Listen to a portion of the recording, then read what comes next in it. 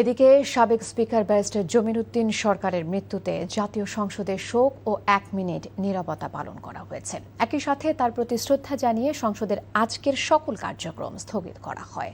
Speaker Hafiz Uddin আহমেদের সভাপতিত্বে সংসদ অধিবেশনে ব্যারিস্টার জমির উদ্দিন সরকারের মৃত্যুতে তার বর্ণাঢ্য কর্মময় জীবন নিয়ে সংক্ষিপ্ত আলোচনা করেন সংসদ সদস্যরা।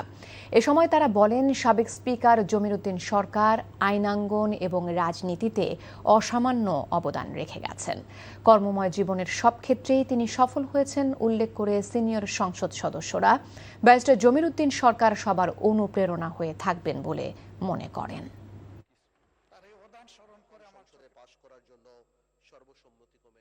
তিনি পেশাগত জীবনে এবং রাজনীতিবিদ হিসাবে তিনি সফল এবং কালারফুল। চলন বলন সব কিছুই ছিল শিক্ষণীয়, কিন্তু এরপরে তিনি মানুষ। কোনো মানুষই আমরা ভুলের ঊর্ধ্বে না।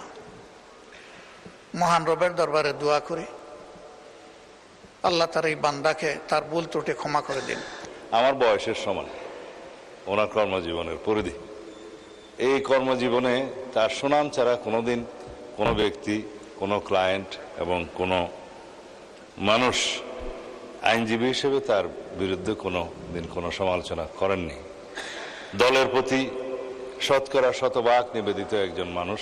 স্পিকার হিসেবে নয়, এখানে আমি তাকে সংসদ সদস্য হিসেবে যে ভূমিকা রাখতে দেখেছি, যা কিছু আমরা তাদের কাছ থেকে শিখেছি, পরবর্তী জীবনে সেটা আমরা প্রয়োগ করার চেষ্টা করব।